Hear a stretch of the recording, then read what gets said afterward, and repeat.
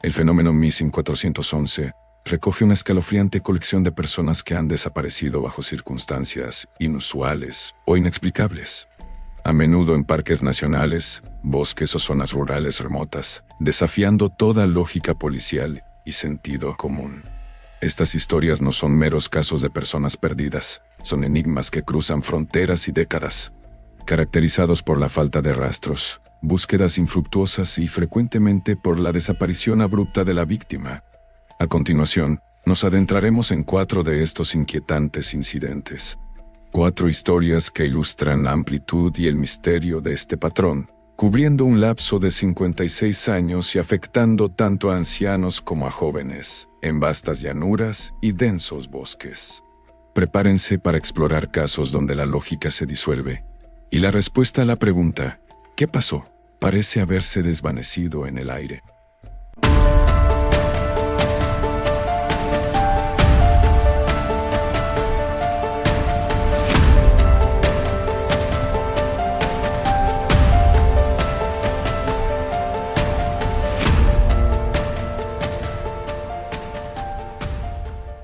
La desaparición de John Sweet, un hombre de edad desconocida en municipio de Galatia, Illinois. El 26 de octubre de 1953, el otoño había reclamado por completo el municipio de Galatia, Illinois. Las hojas, en su último y glorioso acto de rebeldía, pintaban el paisaje con tonos de óxido y oro antes de rendirse al suelo. Para John Sweet, era un día de rutinas, un eslabón más en la cadena de trabajo incesante que definía la vida en el corazón rural de América. John era un hombre de la tierra, corpulento, de 109 kilos, con manos capaces de arreglar un motor o calmar a un animal asustado.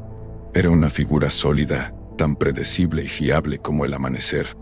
Pero la fiabilidad del universo estaba a punto de fracturarse.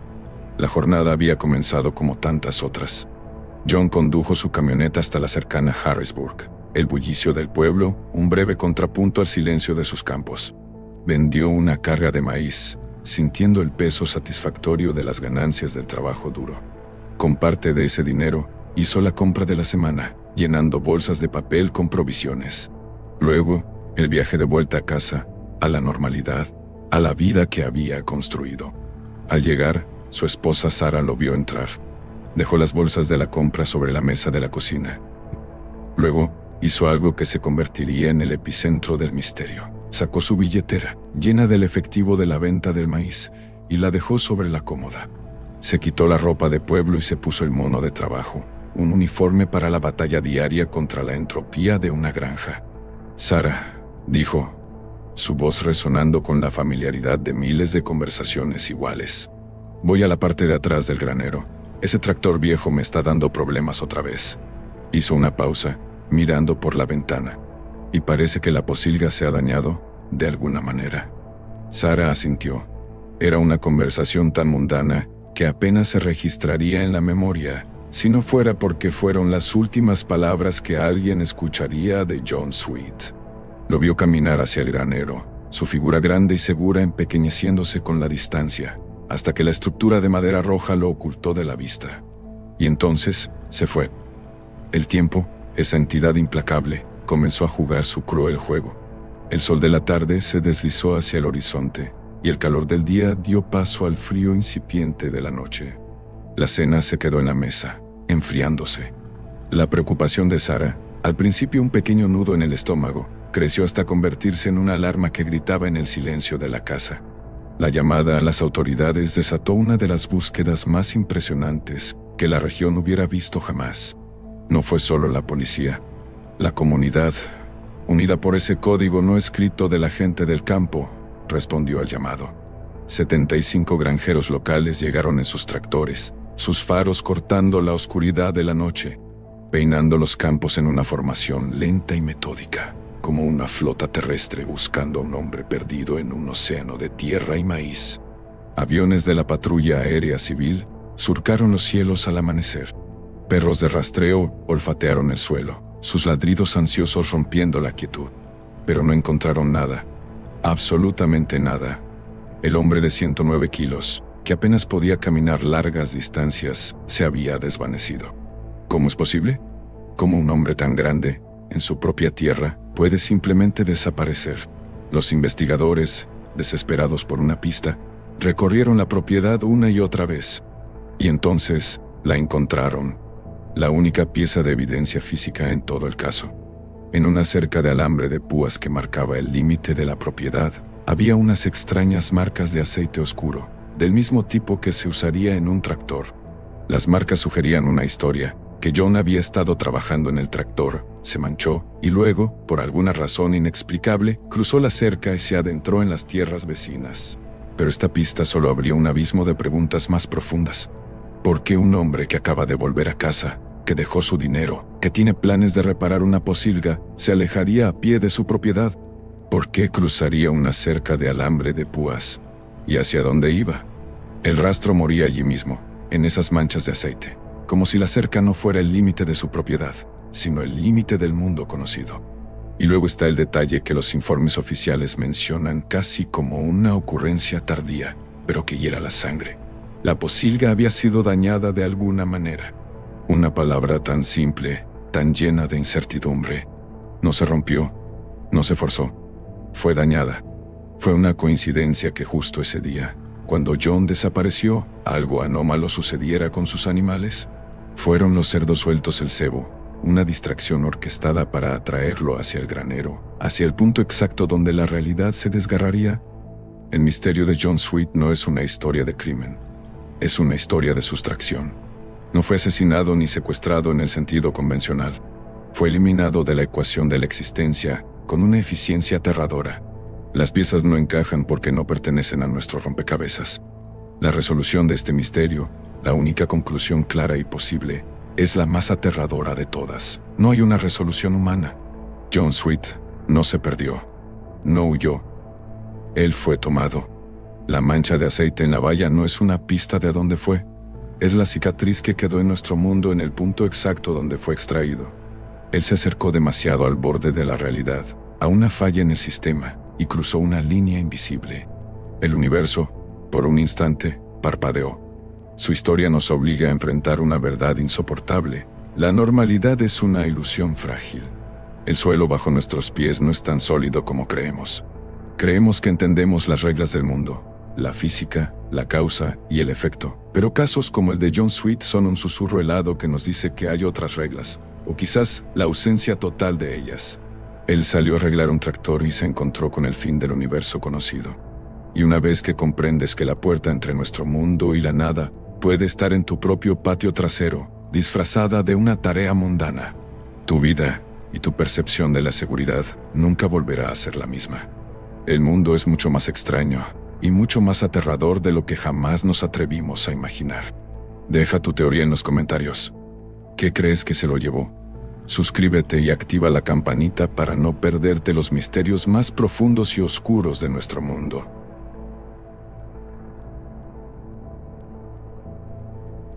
La desaparición de Louis Blair, un hombre de 26 años en Provost, Alberta, Canadá, en 1956. En los confines orientales de Alberta, donde la tierra se aplana en un lienzo infinito bajo un cielo abrumador, se encuentra la región de Provost. Es un lugar de belleza austera y soledad profunda, un paisaje salpicado por cientos de pequeños lagos y ríos que actúan como espejos rotos, reflejando el paso de las nubes. En 1956, esta era la tierra de Louis Blair. A sus 26 años, Louis era un hombre del campo, un soltero cuya vida giraba en torno a su granja y al vasto campo de trigo que se ondulaba como un mar dorado a solo 10 millas de la frontera con Saskatchewan. Era un hombre joven, fuerte y anclado a su tierra, o eso parecía. El domingo 5 de agosto amaneció claro y prometedor, un día perfecto de verano en la pradera. El aire olía a tierra cálida y a trigo maduro. Luis, como de costumbre, se levantó temprano.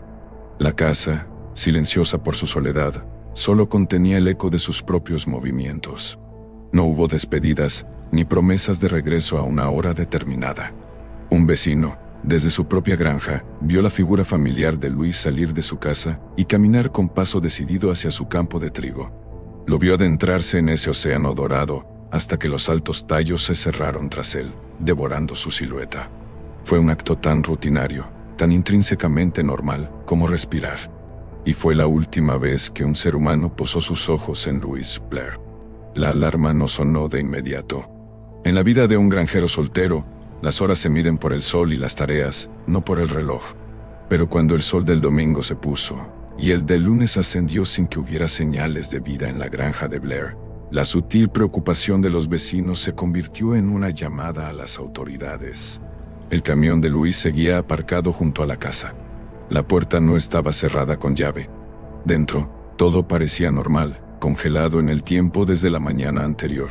La Real Policía Montada de Canadá, FCMP, no tardó en comprender que no se trataba de un hombre que se había ido de juerga.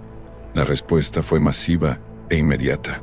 150 hombres, una mezcla de policías y voluntarios locales, formaron líneas de búsqueda que barrieron el campo de trigo, cada paso un susurro aplastante contra los tallos.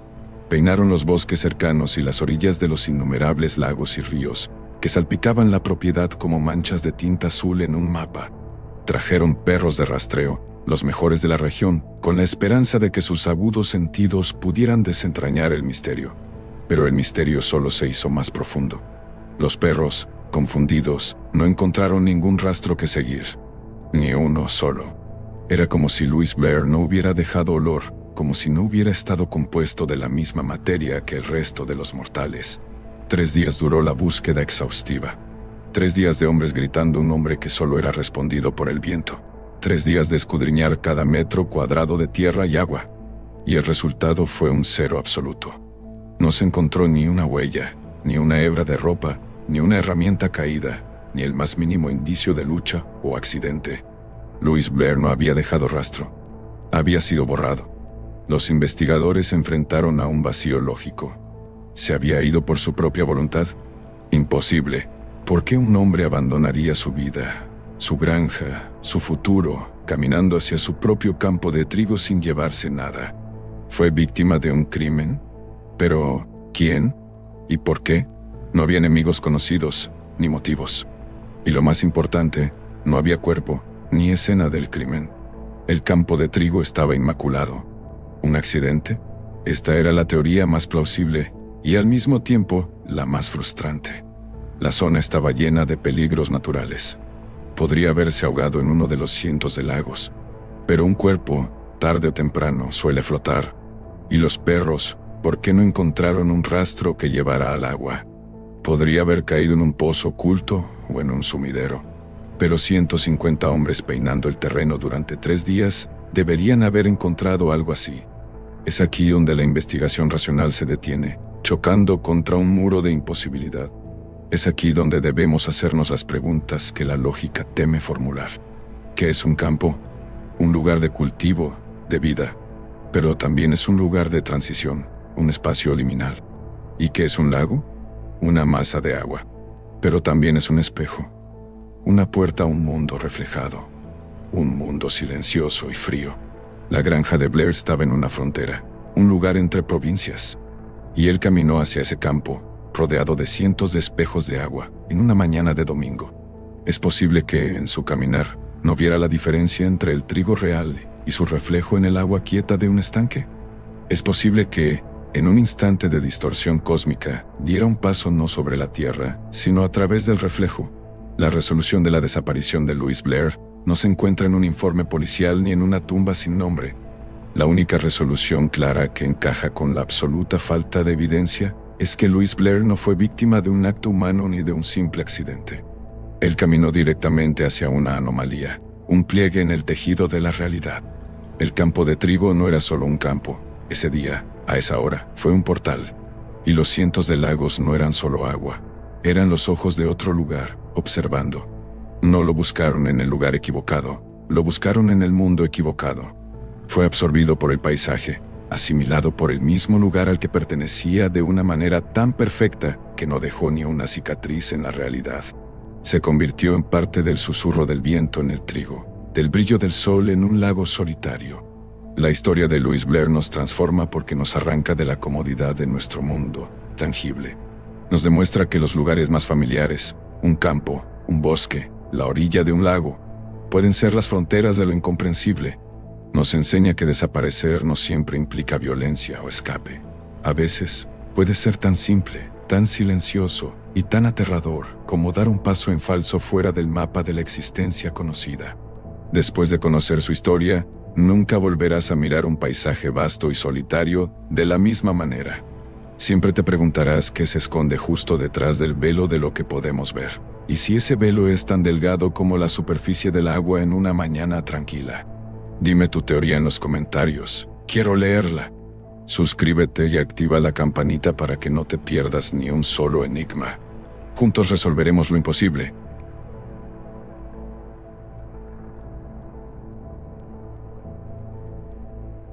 La desaparición de Clayton McFall, un hombre de 59 años en Havelock, Ontario en 1986. Hay personas que viven según el reloj, y luego estaba Clayton McFall.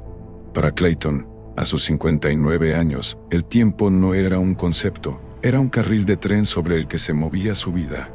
Era un hombre de hábitos tan arraigados, que sus vecinos en la tranquila comunidad de Havelock, Ontario, podrían haber ajustado sus propios relojes con sus idas y venidas. Con 1,60 m de estatura y 64 kilos.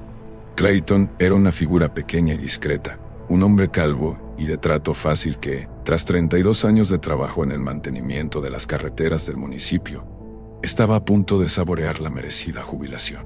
Su vida era un metrónomo de previsibilidad, y el ritmo más sagrado de todos era el de sus comidas. Clayton McFall nunca, jamás, llegaba tarde a almorzar. El 15 de agosto de 1986, el sol de la mañana se derramaba sobre los campos ondulantes de Ontario, prometiendo un día de verano cálido y apacible. Clayton, que vivía con su hermana y su cuñado, comenzó el día como siempre. «Voy a la granja a hacer los quehaceres», anunció, su voz tranquila y familiar. Su hermana sintió, sin darle mayor importancia. La granja familiar, una propiedad de 100 acres, estaba a un corto paseo de distancia. Era una rutina grabada en piedra.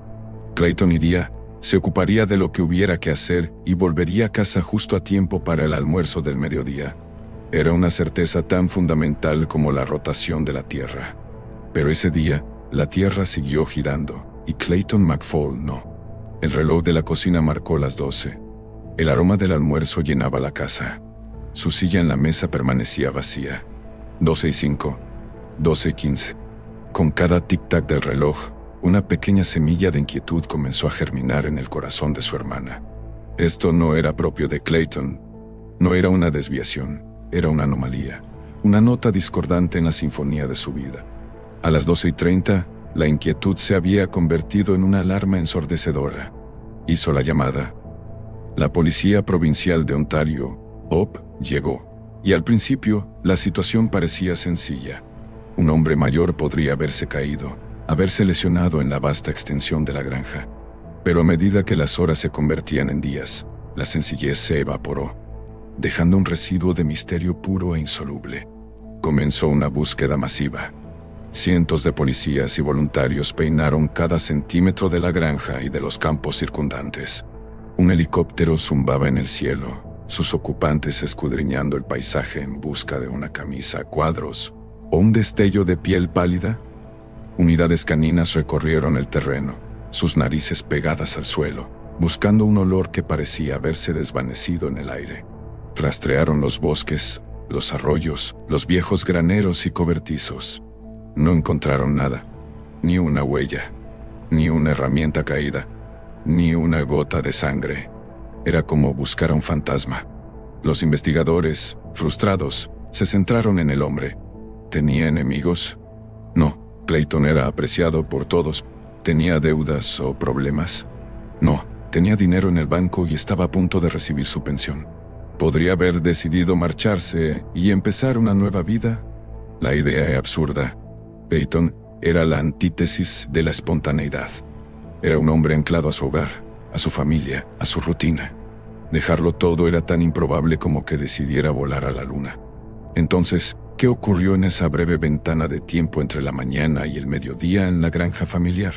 ¿Cómo puede un hombre, un ser físico y tangible, simplemente dejar de existir? Las búsquedas fallaron. La investigación se estancó. El tiempo pasó, y el caso de Clayton McFall se enfrió, convirtiéndose en otra historia susurrada en las largas noches de invierno de Ontario. Pero la respuesta no está en lo que encontraron, sino en lo que Clayton era. Piensen en su rutina. Durante más de 30 años, el mismo camino, las mismas tareas, a la misma hora, día tras día. La física nos dice que el tiempo y el espacio son un tejido. ¿Qué le sucede a un tejido cuando se frota en el mismo punto una y otra vez? Se desgasta, se vuelve delgado, frágil. La resolución del misterio de Clayton McFall no es un crimen ni un accidente. Es un evento de una naturaleza mucho más fundamental y aterradora. Clayton no se perdió en el espacio, se perdió en el tiempo. Su rutina, su puntualidad casi sobrehumana, no era solo un rasgo de carácter, era una fuerza de la naturaleza. Ese 15 de agosto, al realizar la misma tarea, en el mismo lugar, no hubo un destello de luz ni un sonido estruendoso. Simplemente dio un paso. Y ese paso no aterrizó en la mañana del 15 de agosto de 1986. Aterrizó en el espacio entre los segundos, en un pliegue del tiempo, en un lugar que no está en ningún mapa porque no es un lugar en absoluto. Fue absorbido por la misma rutina que lo definía. No murió. No fue secuestrado. Simplemente dejó de coincidir con nuestro flujo temporal. El hombre que nunca llegaba tarde se retrasó para siempre, atrapado en un eco eterno de su última mañana. Esta es la única conclusión que se ajusta a la absoluta falta de evidencia. Clayton McFall es el ejemplo definitivo de que la realidad es mucho más frágil de lo que pensamos.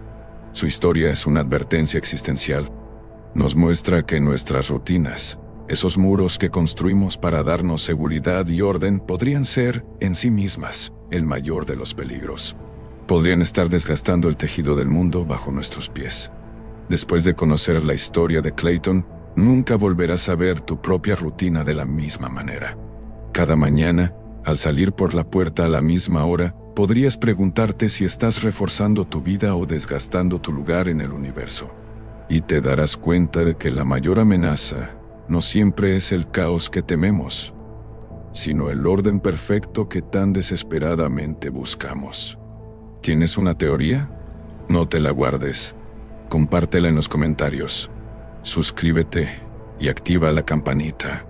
La verdad está ahí fuera y la vamos a encontrar juntos.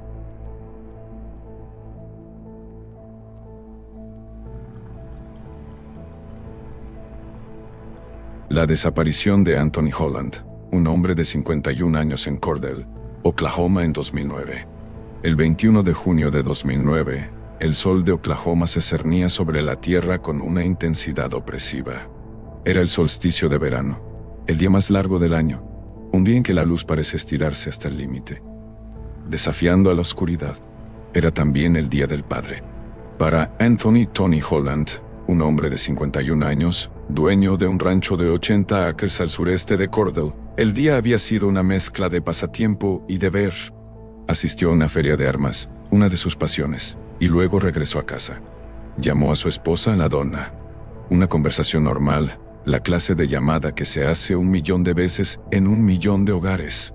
Le dijo que iba a salir un momento a revisar algo en una sección remota de su rancho. Quizás una cerca caída o ganado suelto. Una tarea más, la última del día. Vuelvo enseguida, probablemente, dijo. Subió a su camioneta y se alejó. La luz dorada y alargada del solsticio bañaba los campos mientras conducía. Pero Anthony Holland no volvió. El día más largo del año se convirtió en el comienzo de una noche interminable para su familia. Cuando la noche cayó y Tony no apareció, la alarma se disparó. La búsqueda comenzó y pronto encontraron la primera y última pieza del rompecabezas, su camioneta. Estaba aparcada a 1 milla del lago Vanderwerk, en un camino de tierra junto a una parte aislada de su propia propiedad. La camioneta estaba cerrada. Dentro, a la vista de todos, estaban sus llaves y su billetera, llena. El robo, el motivo más común, quedaba instantáneamente descartado. A unos 100 pies de la camioneta, tirado en la hierba, estaba su teléfono celular.